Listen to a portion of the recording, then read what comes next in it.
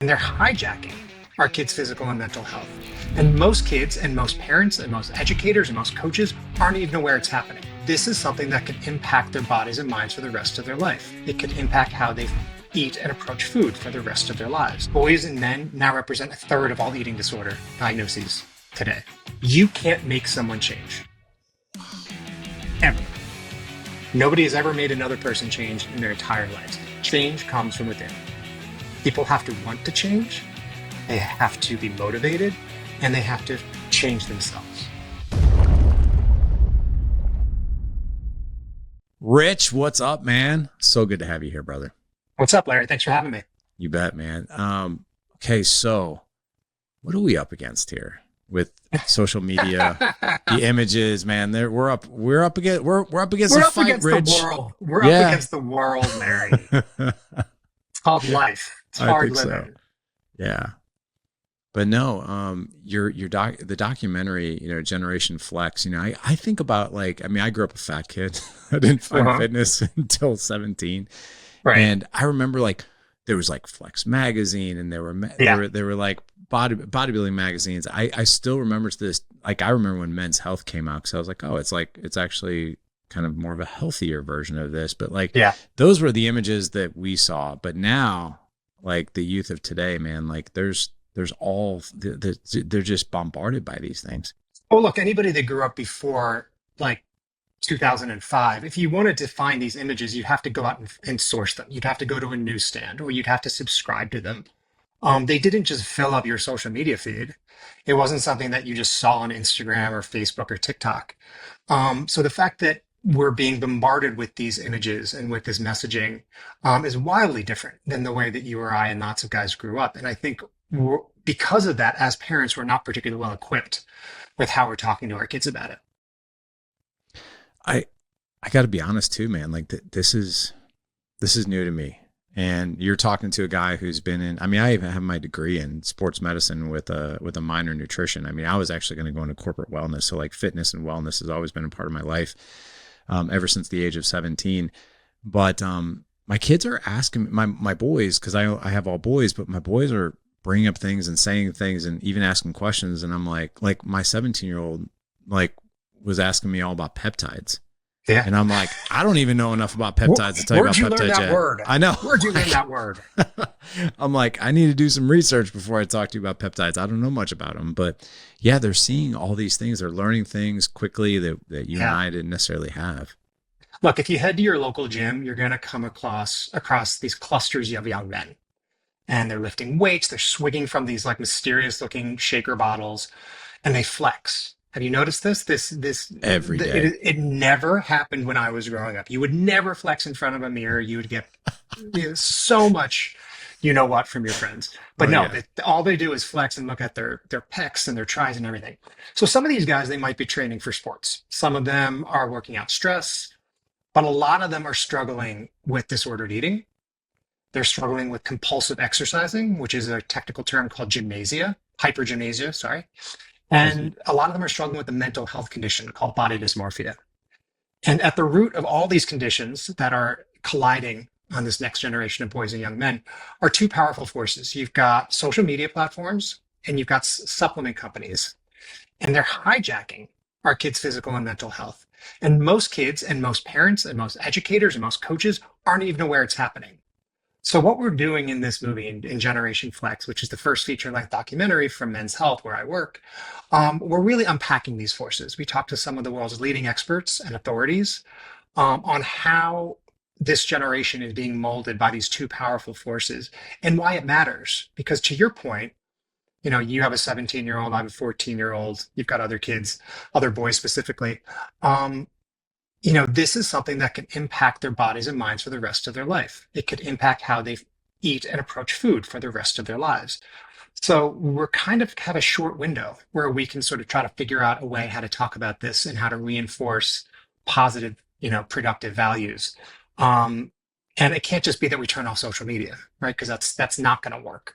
So that's really what the film is about. And I think it comes at a really critical time, because not only are, I think, more people becoming aware of the dangers of over usage of social media, There are also all of these bills underway in legislatures across the country. I think it's something like 12 states now, where they are trying to ban the sale of weight loss and muscle gaining supplements to people under the age of 18.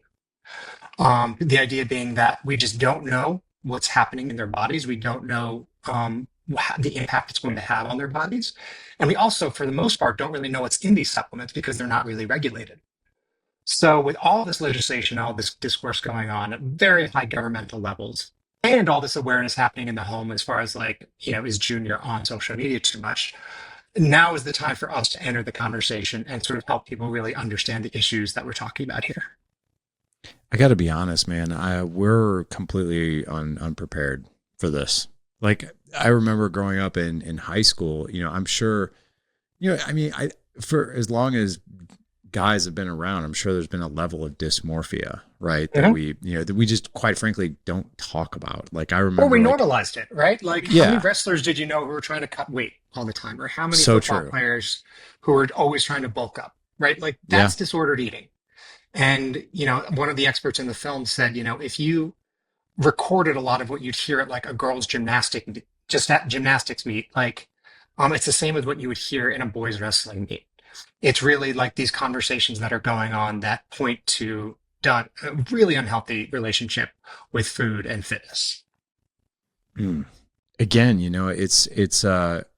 I feel like the parents of today, we don't necessarily have the tools. Like I remember being in high school myself and, and struggling with my weight and then getting fit. But like, if you talked about it as a way, like, oh, I'm trying to lose weight or I'm trying to, like, it was even like, dude, shut up.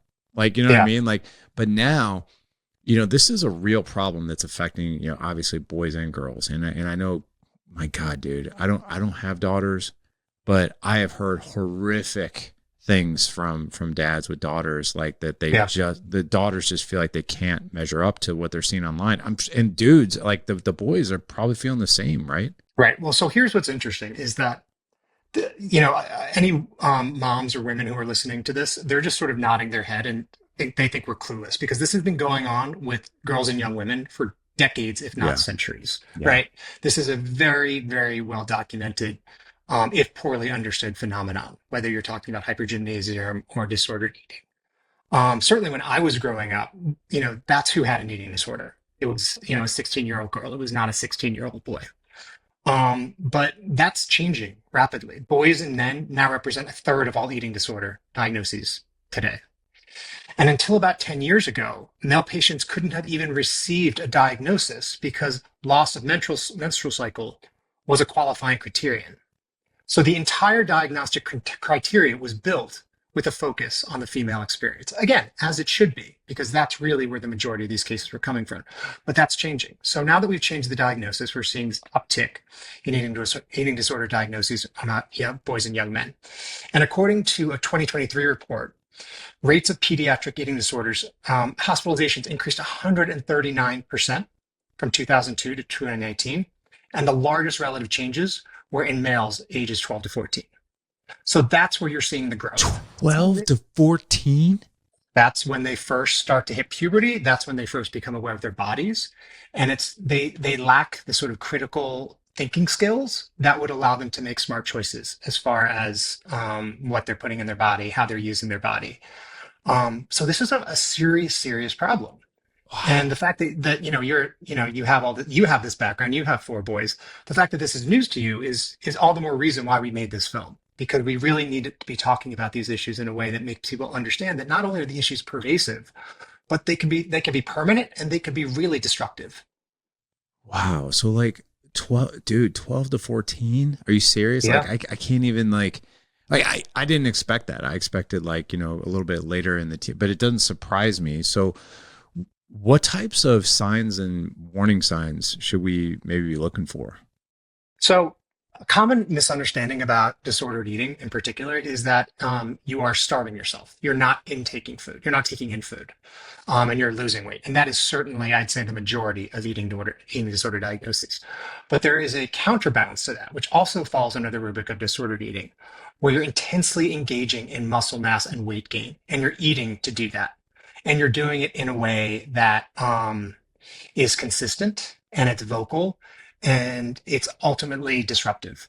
So if you hear your 17-year-old, talking about counting protein, like grams of protein, that's not necessarily a red flag. Lots of people are aware of their macros these days, and that's certainly not something to be overly worried about. But if it's at every meal, if they're saying like, no, no, I need more protein, or like this egg only has 6 grams of protein, what else am I going to eat? That should be something that you should be thinking about. Because you're like, why is counting? It used to be counting calories. Like now they're counting protein grams. Is that really something that he should be doing? Is this a healthy relationship with food? I would also things like binging. And again, not like weight loss, eat disordered eating, where you're purging, but binging food, particularly high calorie, high fat food to gain weight, to gain muscle weight. Not great. So really just keeping an eye on your kids and their relationship with their food and making sure that they're not deviating too far from the standard deviation. How do we even approach like, so like if we have, I'm sure we probably see this in regular normal kids, right? But like also like, I think the pressure seems to be really on like sports and like Right. performance. Is that correct? Well, yes and no. I mean, I think that's always been a part of how boys and young men come of age, in particular sports like football, American football, even soccer increasingly. Training for performance, training hard for performance, particularly in sports, is something that I think for by and large we want to encourage, right? Like we want kids to be in the gym. We want them to be working out. We want them to feel good about their strength and their bodies. Um, it's when it's not for sports, when it's for maybe something else, for flexing, for Instagram, and when you're taking an unhealthy path to that point is when you really want to sort of get worried. So it's less about the guys working out on the football team together. It's more about the kid who's at the gym for 7 hours on a Saturday, working every single muscle and, flexing the entire time. That to me shows an unhealthy sort of awareness of their body, but also an unhealthy obsession with it.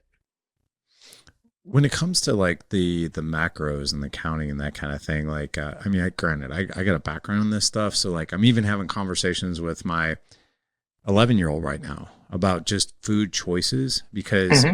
he is and he has no social media, no phone, no nothing like that, but he's playing fifth grade little tackle football, right? And Hmm. he just wants to be a little stronger, a little faster, Hmm. and so we've had conversations around like, hey, like let's maybe talk about foods that will help your body just feel better, like help your Yeah. body feel a little stronger, a little cleaner, a little less inflammation, that kind of thing. So you know, we're having these conversations around like, he's like, well, what can I eat? I can't have this. I was like, huh, wait a second. I was like, Ant?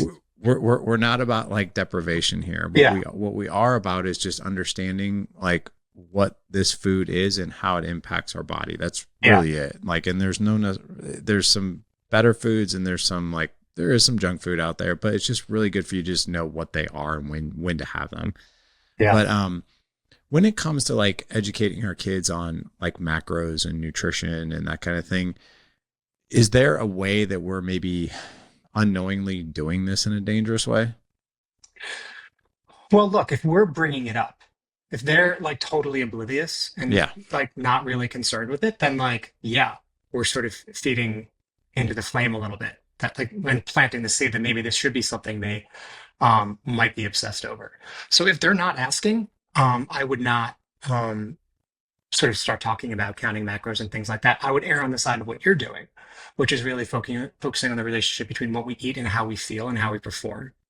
It took me until I was like, I'm the editor of Men's Health. It took me until I was like 35 to understand just how much what I ate impacted everything in my body and everything in my life, from mood swings to sleep to everything. So the earlier that you can do that, and the more that they can understand that sort of causal relationship, in a very kind of like, it doesn't have to be a super specific way when you start talking about like glucose levels or counting protein grams, really just at like a high level understanding of the relationship between input and output, between what you eat and how you feel. I think that's something you can start really early, and you should be starting really early. I believe so too. I just want to make sure we're doing that maybe in a healthy way. I want to take a bit of a different position here for a second. Talk to the dads out there that might be experiencing their teen or their kid who's maybe in a sport, or maybe they're not, but they're seeing some of these warning signs that you're talking about, like that they're a bit obsessed with how they look, they're a bit obsessed with how they're eating and that kind of thing. I don't, there's not a whole lot out there for us right now, because I think this is sort of, it's not newer, but I think the intensity of them seeing images and all that content coming their way is newer. And Yeah. I got to be honest, I need to go have these conversations with my kids. I don't really know how. How do we do that? So this is going to sound completely self-serving, and maybe it is, but you should watch the movie with them, Yeah. and then talk about it afterwards. Because something that we do in the film is that we show a variety of experiences across the spectrum, as far as what can happen when you go down this path. And unfortunately, one of those instances includes death. One of them includes like messing up your metabolism forever. Kids may not really understand, we know that boys' brain chemistry is not developed until their early 20s. So like they might not even really understand how their actions could impact their future selves. So watching the film as a family, having these conversations about how they think about it, how they feel about it, did any of it sound familiar to them? Is it something they talk about with their friends? Really just having those conversations while at the same time showing them possible consequences for their actions, I think is really important, because we haven't really touched on social media as a platform and as a sort of cause of this yet, but it really is ground zero for a lot of the insecurities that people have, the unrealistic expectations that they have, and a fundamental misunderstanding of how the human body looks and how it should look and how it can look. So the more that they understand these things, and we get into this at great length in the film, ultimately, I hope it will contribute to just a healthier sense of reality and what the expectations can be and what the reality should be. What is that ground zero impact that you're talking about? Like, what exactly is So happening? we have a kid in the film who's gets Instagram, I think when he's like 11 or 12 or whatever, and he loves Marvel, right? So he's loaded up on all these Marvel fan sites and he's scrolling through, and he gets served a suggested post about like something sort of Marvel adjacent. It's like street fighting or something. He clicks on it and he's like, hey, that's cool. The algorithm sees that he likes this content. They continue to serve more. Then they serve up more adjacent content. And the next thing you know, he's in this like intense fitness and fighting atmosphere where it fills up his social feed, and that's really all he sees anymore. So he start out with Marvel, the algorithm sort of puts these breadcrumbs out, you follow them, and next thing you know, you're in a place where you had no idea where it's going to go. So we have a bunch of kids in the film who really uncover fitness that way. And so much of what you see in those pictures, as we all know, is not reality, right? Like between filters that, people use to make themselves look a certain way, to, people taking 100 photographs of themselves and only using the one best one, Right. using Photoshop on it. Or even just like somebody being just like genetically gifted, like a total unicorn that, that's not realistic or attainable for most people, but they're not going to tell you that because they're trying to sell you protein powder or something. So this is really where all of these expectations and all of these ideas are percolating in their social media feeds. So something else that parents can do, hopefully they're already sort of monitoring their kids' social media activity. You can do that through lots of different tools and applications. But keep an eye on those types of accounts. See what they're talking about, see what they're trying to sell them. And if need be, talk to them about removing them. I wouldn't go ahead and just remove them without talking to your child first, but really understanding the input there. Somebody made a really smart comment, I forget who it was, that we go to such great lengths to protect our kids physically and mentally. We lock our doors at night. We have alarm systems. We take it really seriously that they're going to be safe. Meanwhile, they've got their phone up in their room and God knows who is coming in and talking to them, right? So we're failing to protect them in the most intimate way on their phones up in their room. So I think we have to be more vigilant about the type of content that they're consuming there, how they're consuming it, and what they're consuming. I agree with you 100%, man. I think it's, if you're giving your kid free on access to the World Wide Web on a phone and they're a teenager and you have no idea what they're doing, that's a real problem because Yeah. God only knows Or what they're just seeing. even, I mean, or they might, look, it's one thing if it's porn, and that's like obviously a red Right. line for a lot of people. Some people might just think, oh, it's a fitness website or it's a fitness account. Like that's harmless enough. Like maybe not, maybe it is. Maybe it's somebody who's super. Something else we did in the content surrounding this film is that we identified, we call them fitfluencers, the fitness influencers, who are actually know what they're talking about, who are worth following, who have strong, advice. Um, but most of them are not. So, take a closer look at the actual feed, what the advice is, again, what they're trying to sell them, because just because they may look like an innocent fitness account or something that, oh, they're into fitness, that's cool. It may not be what you think it is. Yeah. Yeah. No, I agree with you on that. I think you always have to, I like to go to people's bios and see like, well, Yeah. what are they selling? What are they linked to? Yep. That kind of thing. Yeah. So What's, yeah, what are their credentials? What like how are they an expert in this? yeah, And then yeah, who's paying for this show? Right? right. Like how are they keeping the lights on? Is it through sales of certain products? And if so, or what are they selling? What are those products? Um, who are they associated with? What type of advertising do they take? Just doing some like really minor diligence about who these people are can go a long way in weeding out the bad apples.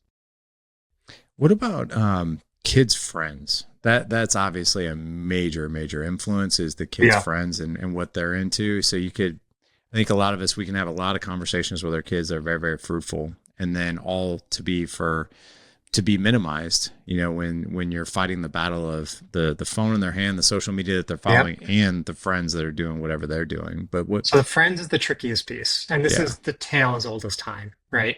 Um, you know, who they hang out with most of the day and who these really important people are that are shaping their personality. That's where parents really don't have a lot of control. They never have. And I would not argue in favor of having more control, trying to control like who they hang out with and how. Like that just doesn't feel like a good use of anyone's time. I think the best thing you can do is to educate kids early about what their values are, what's important, what's healthy and sustainable, and let them guide themselves. And to sort of, maybe like talk, if their buddy is saying like, oh, you got to take these like BCAAs or these peptides and like they do XYZ. Maybe it's like, well, how do you know that? Like if it were my kid, I'd want him to be like, how do you know that? Like, how do you know it's good for you? Things, having questions like that. And so making sure that they're educated and that they feel motivated to push back if somebody's saying something that isn't true or isn't healthy. how do you fight?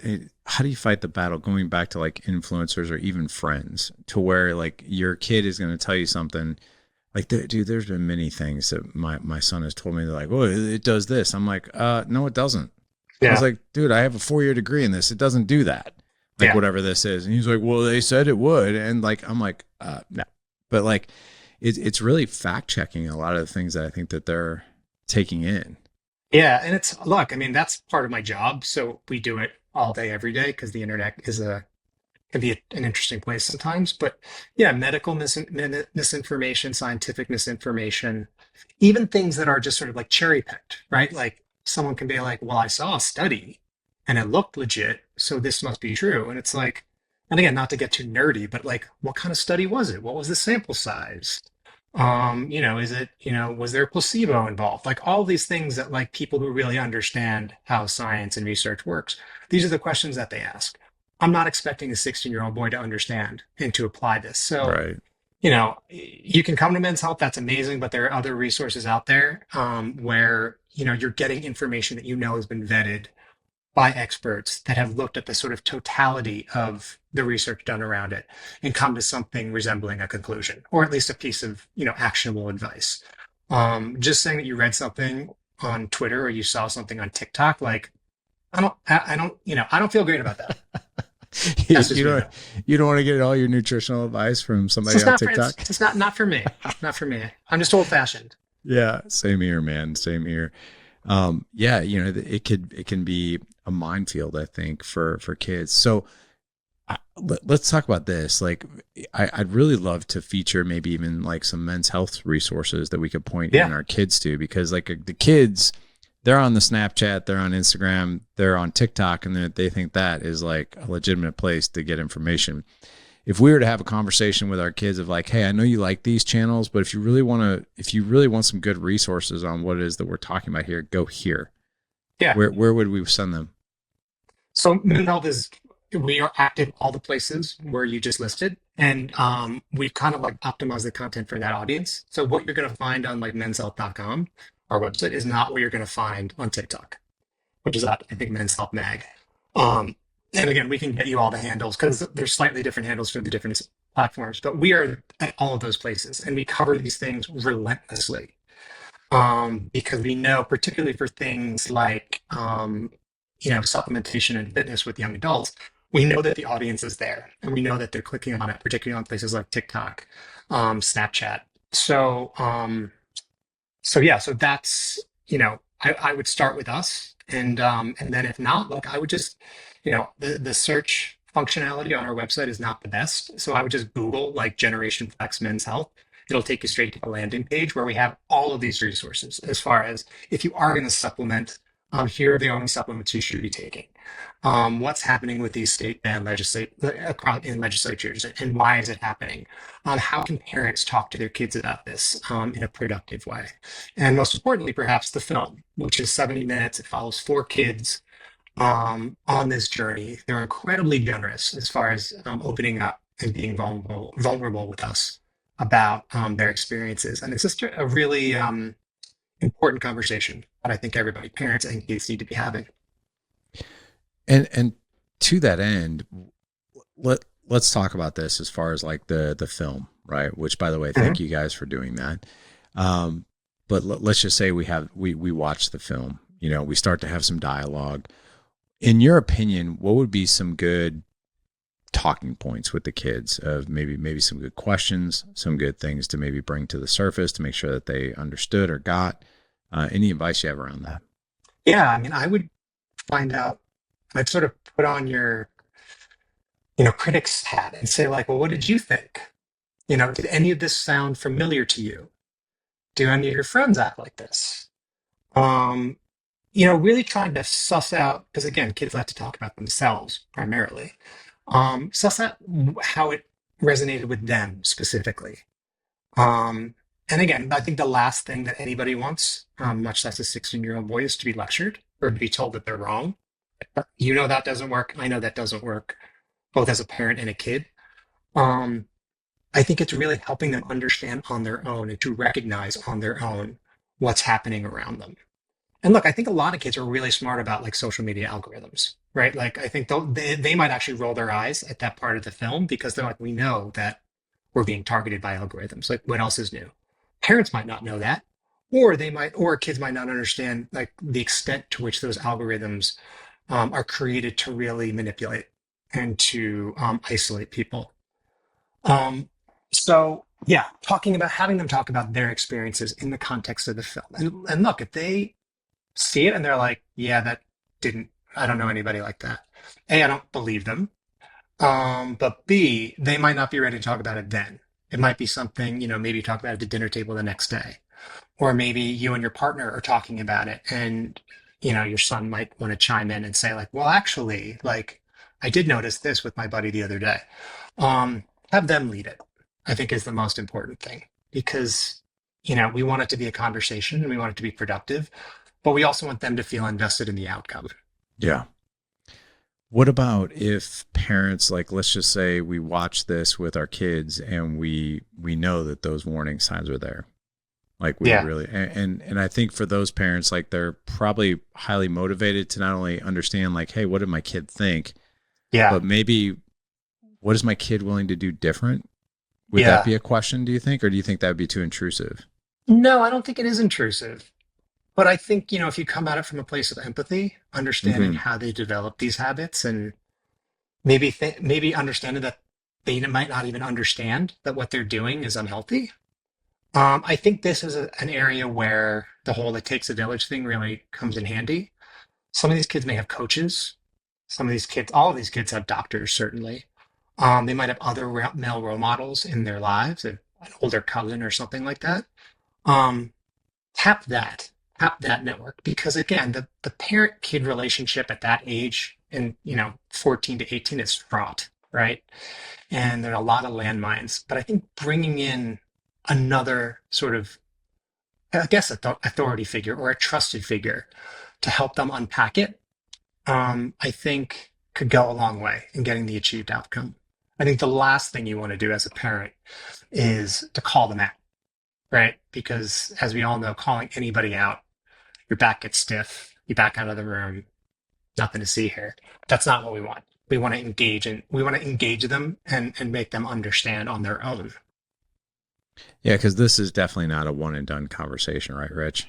This is No, I mean, yeah, it's every meal. It is every meal. Well, especially if you do see those, the counting macros and all of that. That's a straight up like deprogramming mission, right? Because once you start thinking that way, it's really hard not to think that way. like, When you see white bread and you're like, oh man, I can't eat that. Like, remember when we used to eat white bread all the time? all the time. That all the time.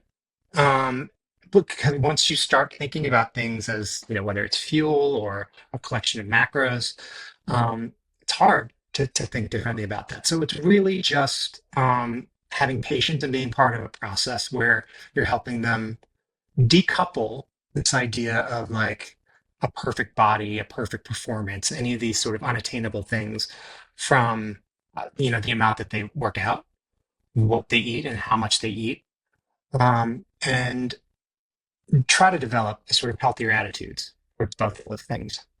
Again, we want them to be eating well, right? Like we want them to be mindful of what they're putting in their bodies. We want them to work it. We want them to exercise. I think it's amazing that more kids are working out in gyms these days. That's great. It makes my life as an editor easier.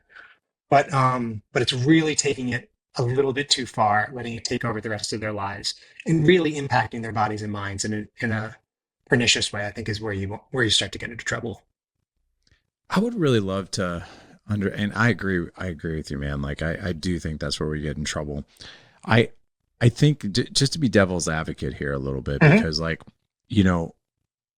I think it's really important to teach your kids about nutrition. I just do. Right. And I don't think, but I think we got to be like crazy careful with it, because Mhm. here what you and I are talking about, one extreme of like Generation Flex, right? Where there's protein, carbs, fat, supplementation, all kind, and the sky's the limit when it comes to that, Yep. right? That's one direction. The other direction is the laced, processed, disgusting junk food out there that's Yep. like in everything, like in Yeah. everything. And Everything. like, I don't think that's great either. So like, Yeah. but I also know this sounds bad, but I'm going to fully admit something to you. Okay. When I look at my meal, I look at it as, what are my macros here? I know Mhm. we're right, wrong, Sure. or indifferent, but I look at it as, yes, it tastes good. I make my healthy food taste good, but I'm like, okay, what exactly am I eating here? And I know the impact that this is going to have on my body, whether it's good or bad. And I look at it as fuel or whatever else. Right.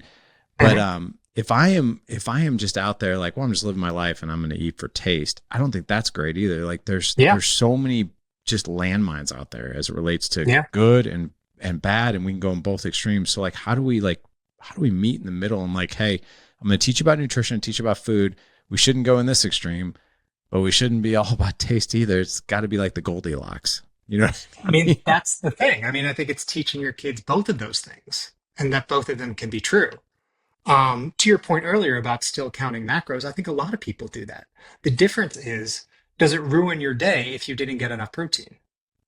Will you stay up later, or would you eat an extra meal so that you could get more protein? That's the step that's worrisome. That's the thing that parents should be careful of and be mindful of. Um, but I think the best thing we can do, as in so many areas of our lives as parents, is model better behavior and Yeah. better eating habits. And, make sure that, if you don't want them eating shitty food, can I curse? Yeah. Okay, sorry. I would have been cursing this whole time had I known. I, just don't buy shitty food and don't have it in the house. Um, And don't like demonize it, but just be like, no, it's gross and it makes me feel sick. Like it'll make you feel sick too. Um, really make people understand that fundamental relationship between how we eat and how we House. feel, Yes. and sort of model it and live it. And look, I think the whole like cheat day thing is a bad idea. I think this whole idea of like good food and bad food is not true and it's not accurate. And like, look, like we sometimes you want to eat what you want to eat, and that's you know it's fine every once in a while. Everything in moderation, right? But I think you want to make sure they understand that kind of fundamental relationship instead of demonizing anything. I think there's a lot of truth to that as well. Good food and bad food, cheat days, that kind of thing. Like I'll admit, like I am probably not the best role model for my kids when it comes to this. I am Well, I not think because I like think that's especially well, it sounds like yeah, you grew up with a tricky relationship with I food, did. Yeah. and that, as to my earlier point, like that stays with you, right, for your entire life. So you have a little bit of an extra hill to climb when it comes to like having that healthy relationship. I think a lot of people are emotional eaters. I think a lot of people are bored eaters. They need to be doing something with their hands, so they'll just grab something and munch, munch, munch. I think they're all different types of reasons why we eat what we eat. I think it's just being more mindful of it. And I've actually gotten into the habit, um, sort of lately, where before I eat, I'll ask if I'm really hungry. Have you Oh, ever it's a done good that? one. Have you ever realized after you started eating that you weren't hungry to start with? Oh yeah. And there are lots of different reasons. Maybe it's lunchtime, and like this is what time you eat. Maybe you're watching a movie and you want to do something with your hands. Um, all these different scenarios. And so I'll ask myself, I'll check myself, and I'll say, like, am I actually hungry? Most of the time, I'm like, yeah, I am actually pretty hungry. I could use a burger right now or something. But a lot of times, I'm like, no, like, I'm actually pretty good. A glass of water and like see where check back in like an hour. So there are lots of different relationships you can have with food. There's no one right answer. There's no one healthy way. But there are lots and lots and lots of unhealthy ways. So it's Yeah. really trying to just sort of trying to understand and recognize the difference between the two. Do you also think that it's a good idea to I'm sure you probably have heard this. Parents want to like rush in when they start to see warning signs and like just have the conversation. Like right Mhm. versus like, hey, let's just continue to have the conversation just over and over again as part of like our conversations that we have. We talk about food. That's what we do in this house. Yeah. But I do want to bring up one thing that I think a lot of parents do battle with, and I think a lot of parents like have no idea how to approach this. Let's just say that there's mom and a dad out there who have a daughter, or a mom or dad out there that have a son. They see that this son or daughter is eating pretty darn unhealthy, like, and they're eating a lot, and they're seeing weight gain happen. Like, Mhm. dude, like there's got like I, I've tried to like really understand what is the best approach to a parent like coming in and having a conversation with a kid like, hey, I'm a little worried about you. And Yeah. immediately I feel like even when we say that, like I remember growing up and I was fat and my mom would be like, and I could tell, like my mom even struggled with that conversation with me, and she'd be like, hey, like, sweetheart, I love you. I'm a little worried about your weight. And she did have a legitimate reason. Like I was overweight, but Yeah. like when I heard that, I immediately just shut down and got defensive. I didn't want to hear it. Right. Right. How do we welcome kids into that conversation? So I think that's a really this isn't just about kids. This Yeah, is a useful insight, I think, for any relationship you I have agree. in any life, which is that you can't make someone change ever. Nobody has ever made another person change in their entire lives. Change comes from within. People have to want to change, they have to be motivated, and they have to change themselves. So the more that you can make them understand the need for change, the more likely it is that it's going to happen. So I'll give you an example from my own life. It has nothing to do with food. It actually has to do with smoking pot. So I think I was like 17 or something, and my mom overheard me talking about getting high with a friend or something. And she was driving me home from a job that I had, and she said, I still didn't have my license, so I guess I was 16. She said, I heard your conversation And I was like, oh, here we go. Oh boy. And she said, I know what you want in life. I know where you want to go. And that's not going to get you there. It's going to hold you back. It's going to weigh you down. And you'll be so, so sorry. It's your choice, but it's your choice. Do what you want. And I've never really Oh, smoked pot since then. oh, So that's, and again, my mom had 5 kids. She not yeah. her first rodeo, but making them understand the need for the change and understanding their role in the change is what you have to do, because it's never going to happen if you don't do that. So in the case of here, when you're talking about childhood obesity, which is a huge problem, right? Something that a lot of people, both kids and their parents, have struggled with. Um, in some cases, I think the more we learn about obesity and the psychology of obesity and the sort of more neurocognition behind it, like sometimes it's really not their fault. Sometimes it really is a disorder, and it's something that you should talk to a doctor about. But if it is a case of them eating junk food all the time, or if it's a recent weight gain, and that's not really like the way their body's supposed to look, they're not built that way. Um, Lay it out for them. Say like, I've noticed that you really like Pop Tarts, kid. Like, this is what's going to happen. And like, do you know what diabetes is? Do you know what prediabetes is? Or, you sort of lay out for them what's going on, and, make them understand the condition so that they can really understand the consequences and they can take the necessary action. Because you can't make a kid change. You can't make anybody change. They have to want to do it themselves. What's your mom's first name? Maureen. Maureen, I just want to thank you. The Dad Edge audience would love to thank you for this amazing advice and story that you gave us today. I want to go back to that conversation you had with your mom, Rich, and I agree, man. Like we can't make anybody change, but that is so powerful. Number one, for you to have heard it, right? Really powerful, and also I'm sure insanely hard for your mom to just sort of say that, step back and know that she didn't have control, but yet very calmly. And dude, that's like a Jedi move right there. And I want to know, Yeah. just from your experience, when you received that type of advice, what was it? What was about that you were just like, okay, well, I'm just not doing this anymore. I think it spoke to sort of something essential about myself, which is what I wanted. And so in a way, it's sort of, I felt seen, right? I certainly didn't have Yeah. the vocabulary to say that back then, but I kind of felt understood, both in a very specific way, but in a very broad way.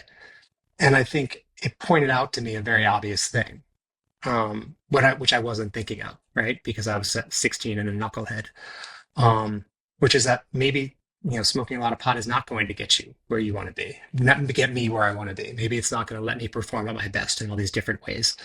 I wasn't thinking of that. And so I think it's really just recognizing who you're talking to, really seeing your kid and really listening to them, knowing what they want, knowing who they are. And that's where you start. That's where the conversation starts. It's not what you want. Don't make it about you. Don't say like, when I was your age, I used to do like, no, nobody gives a shit what you did at your age. Like that was a million years ago. You start with who they are and what they want, and you build from there. I think would be the key. Man, you nailed it. The fact when you said I felt really seen, I think that's, to be honest, like that's almost a visceral reaction, because like sometimes with these interviews, I'll put myself like literally in that position as if I'm talking to your mom as her kid, and Mhm. just to see and feel like what kind of reaction would I have to someone saying that to me. And it was a very visceral reaction of like, whoa, like this is someone who's not trying to control me. This is someone who Yeah, cares about me. This is someone who actually knows what I want, not what they want for my life, but what they yeah, know what I want. yeah. And the fact that she like just was like, it's up to you. It's your call. Mhm. Like when someone positions it to you like that, you're like, oh, okay, well, if this is my call, there probably needs to be a different call that needs to be made here Yeah, versus someone 100%. telling me what I should do. Man, that's awesome. And here I am 30, almost 30 years later, and I still remember I remember what I was wearing.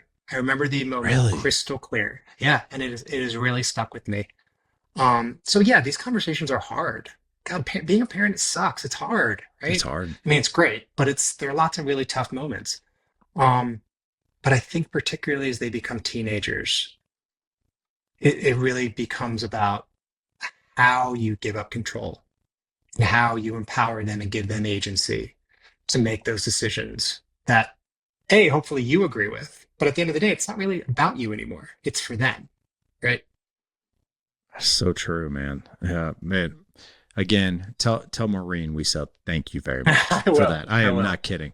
I'll tell you just a quick story to kind of hit this home. I didn't even put the dots together until you said this, but like literally, this is fresh off like this recording.